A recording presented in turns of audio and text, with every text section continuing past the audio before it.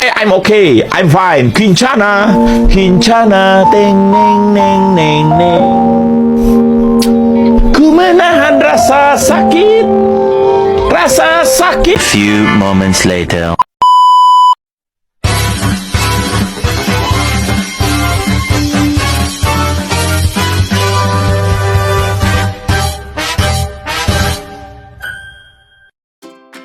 Halo semuanya, Assalamualaikum warahmatullahi wabarakatuh. Shalom, Om Swastiastu, Namo Buddhaya, Salam Kebajikan, dan salam sejahtera bagi kita semua. Selamat pagi menjelang siang rekan-rekan semuanya. Perkenalkan, saya Afnan Nugroho. Dengan NPM saya terakhir adalah 074. Dan pembuatan video kali ini tentunya saya tidak sendiri loh. Jadi temannya beberapa rekan saya. Yang pertama ada Resta Aulia dengan NPM terakhir 043. Lalu ada Mila Risma lah, NPM terakhirnya adalah 057. Ada Farha Amelia, NPM terakhir 058. Dan tentunya juga ada Ilham Ramadan dengan NPM terakhir 060. Di kesempatan sebelumnya, kita telah membahas bagaimana kedatangan bangsa Inggris ke Australia yang disebabkan adanya revolusi industri dan tersingkirnya suku aborigin di Australia. Nah, kelompok kami dalam pembuatan video kali ini akan membahas sejarah yang tidak kalah pentingnya juga di Australia. Dalam pembahasan kali ini kita akan membahas namanya sejarah Gold Rush atau demak emas di Australia yang menyebabkan Australia ini menjadi terpandang di negara-negara lain, dilirik oleh bangsa-bangsa lain. Dan tanpa berlangsung lama-lama, kita akan langsung membahas videonya secara detail. Mohon disimak dan perhatikan teman-teman semuanya.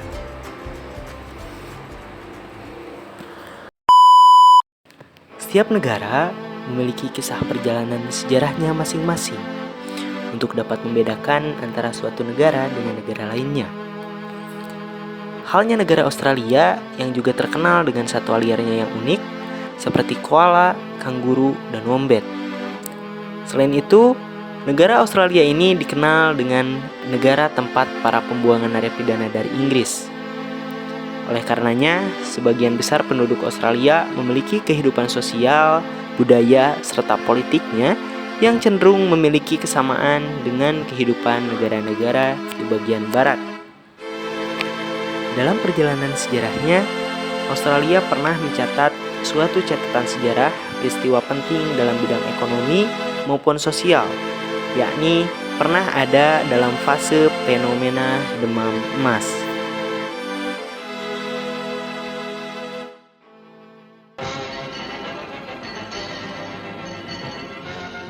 This is the Gaumont British News, presenting the world to the world.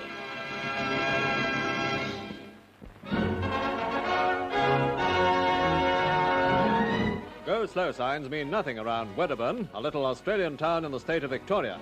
The reason? A 1950 gold rush that brings hopeful prospectors from near and far to stake out a claim, even in the main streets. It all started when quantities of gold were discovered near the surface, and now everybody's hoping to strike the rich vein of gold further down. Before long, the once quiet streets of Wedderburn looked as though a complete new drainage system was being installed. Semua bermula ketika pada abad ke-18 terjadinya revolusi industri di benua Eropa. Penemuan emas di wilayah Victoria dan New South Wales menciptakan gelombang migrasi massal, menciptakan perubahan yang mendalam dalam sejarah dan perkembangan Australia. Semua masyarakat di Eropa, terkhusus di Inggris, berbondong-bondong untuk menguasai dan menggunakan teknologi untuk mempermudah pekerjaan mereka, yang pada akhirnya mengakibatkan para penduduk desa datang secara masif ke pusat ibu kota. Hal tersebut tidak semata-mata untuk memanfaatkan teknologi terbaru pada masa itu. Tidak semua orang di Inggris bisa memanfaatkan teknologi baru, yang menyebabkan beberapa orang melakukan tindakan kriminal, meningkatkan jumlah tahanan hingga melebihi kapasitas. Pada tahun 1770, James Cook menemukan pantai timur Australia yang mengarah pada keputusan pemerintah Inggris untuk mengasingkan narapidana ke sana. Kemudian tahun 1851, demam emas meletus di New South Wales setelah penemuan emas oleh Edward Hargreaves di Bettras. Sebelumnya, penemuan emas telah dilakukan oleh James McBride pada 1823 dan oleh Sterzelecki pada 1839. Namun, tidak menarik minat besar dari masyarakat Australia dan juga pemerintah. Barulah pada tahun 1841, pendeta William Braithwaite Clare menemukan emas di Blue Mountains dekat Hartley. Gubernur George Gibbs khawatir dengan peningkatan penduduk akibat penemuan emas di berbagai wilayah Australia. Meskipun pemerintah berusaha menekan penemuan emas, tetapi penemuan terus berlanjut. Ketika mendengar tentang Gold Rush di California pada tahun 1849, Edward Hargreaves dan John Lister kembali ke Australia dan menemukan emas di Bettras pada tahun 1851. Pencarian emas pun terus meletus di Wellington, dengan ribuan orang bergabung dalam mencari emas, dan tempat itu diberi nama Ophir sesuai dengan Alkitab. Berkat penemuan emas oleh Hargreaves, minat terhadap pencarian emas di New South Wales meningkat drastis, dan ia akhirnya diangkat menjadi komisaris tanah. Selanjutnya, berita penemuan emas menyebar ke seluruh dunia, menarik warga Victoria untuk mencari emas di New South Wales. Pemerintah Victoria khawatir dengan kehilangan penduduk dan mengadakan perlombaan emas di Melbourne. Penemuan emas terus berlanjut, terutama di Victoria, dengan tambang-tambang emas terkenal seperti Clunes, Buninyong, dan Ballarat. Penemuan ini mengguncang dunia dan mengubah citra Australia dari koloni narapidana menjadi pusat perhatian global. Berita penemuan emas di Australia pada akhir 1851 memicu gelombang imigrasi dari Eropa dan Asia, terutama China, ke koloni Victoria. Populasi Victoria melejit dari 77.000 orang pada 1851 menjadi 540.000 jiwa pada 1861, dengan Melbourne menjadi kota terbesar di Australia. Imigran, termasuk buruh tani dan pedagang, datang dengan biaya sendiri untuk mengejar kekayaan di tambang emas, mendorong pertumbuhan penduduk Australia dari 465.000 pada tahun 1850 menjadi 2,2 juta jiwa pada 1880. Orang-orang China bermigrasi ke Australia karena kondisi ekonomi, politik, dan sosial yang memburuk di China, serta kabar penemuan emas di Australia. Mereka berharap bisa meninggalkan China untuk meningkatkan kualitas hidup keluarga mereka di China. Pertumbuhan penduduk Australia setelah 1861 juga dipengaruhi oleh migrasi massal dan tingkat kelahiran alami yang tinggi. Meskipun masyarakat Australia didominasi oleh keturunan Inggris, Irlandia, dan Eropa lainnya, imigran Asia terutama Cina meningkat secara signifikan selama demam emas. Kedatangan imigran Cina ke koloni Victoria mengubah secara signifikan landscape sosial dan demografisnya. Meskipun memperkaya keragaman budaya dan bahasa, ini juga memicu konflik rasial dengan penambang emas kulit putih, menyebabkan sentimen xenofobia dan rasisme. Kebijakan khusus akhirnya diterapkan pada 1855, namun tidak berhasil efektif, sehingga pemerintah Australia mengeluarkan Undang-Undang Pembatasan Imigrasi pada 1857 yang membatasi kedatangan orang non-kulit putih. Selain itu, perlombaan untuk mengklaim area penggalian emas menyebabkan persaingan sengit dan seringkali kekerasan di antara para penambang tidak dapat terelakkan. Awalnya, orang tinggal di tenda sebelum membangun gubuk dari kanvas, kayu, dan kulit kayu. Perkembangan pemukiman mencakup toko, pedagang, dan fasilitas lain, meskipun kehidupan tetap berat dengan makanan dan barang impor yang mahal. Pedagang emas mendirikan toko, sementara penjual makanan, peralatan, serta pemilik tanah yang menjual tanah merupakan yang paling untung. Mayoritas penambang adalah laki-laki, tetapi kemudian bergabung dengan keluarga mereka, yang mana perempuan terlibat dalam pekerjaan mencuci piring, memasak, dan membuat roti serta pakaian.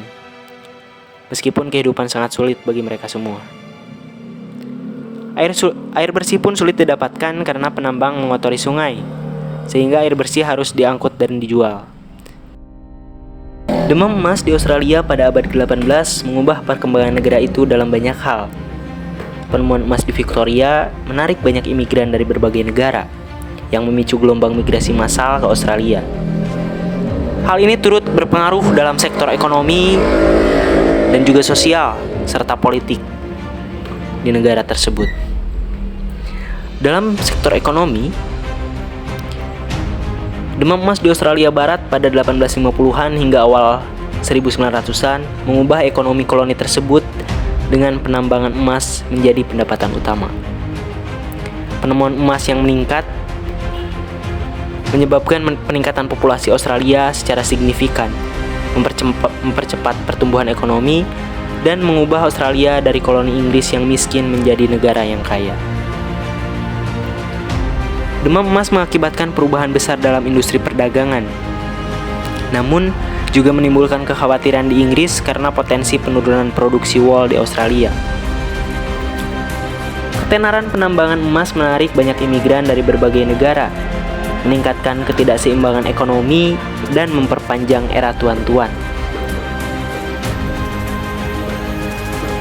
Dalam bidang sosial, demam emas mempengaruhi secara signifikan sektor sosial dengan meningkatnya imigrasi ke Australia, terutama dari Inggris dan Tiongkok.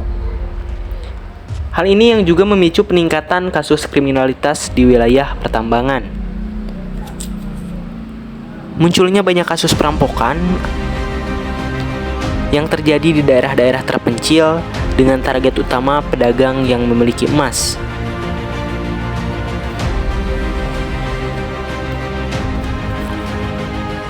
Di sektor politik, imigrasi besar-besaran yang terjadi dari Cina mendorong pemerintah koloni di Australia untuk memperketat aturan imigrasi, yang pada akhirnya mengarah pada kebijakan White Australia Policy dan juga pembatasan imigran. Konflik antara orang Cina dan orang kulit putih di Australia mengakibatkan tuduhan kejahatan yang tidak berdasar terhadap orang Cina. Meskipun sebagian besar dari mereka hanya mengekspor emas ke Cina.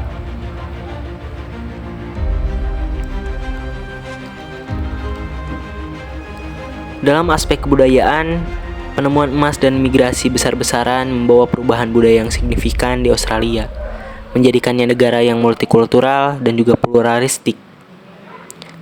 Sebagai salah satu peristiwa paling berpengaruh dalam sejarah Australia, Gold Rush telah meningkatkan jejak yang dalam pada perkembangan negara ini. Meskipun telah berlalu, warisan budaya Gold Rush tetap harus hidup dalam ingatan dan sejarah Australia, mengingatkan kita akan ketahanan dan semangat pencarian keberuntungan di masa lalu. Nah, itu dia teman-teman pembahasan dari kelompok 1 mengenai sejarah Gold Rush di Australia atau demam emas di Australia. Yang pembahasannya juga langsung berkenan kepada sektor ekonomi, sosial, dan juga budaya. Dan diharapkan tadi teman-teman dapat menyaksikan videonya dengan santai dan menyimaknya dengan baik. Dan juga buat teman-teman yang mempunyai pertanyaan seputar sejarah Gold Rush di Australia, silakan untuk berkomentar di kolom chat. Dan segala kritikan dan masukan kami dapat terima dengan baik. Akhir kata, kami dari kelompok 1 pamit undur diri dan sampai jumpa di the next video.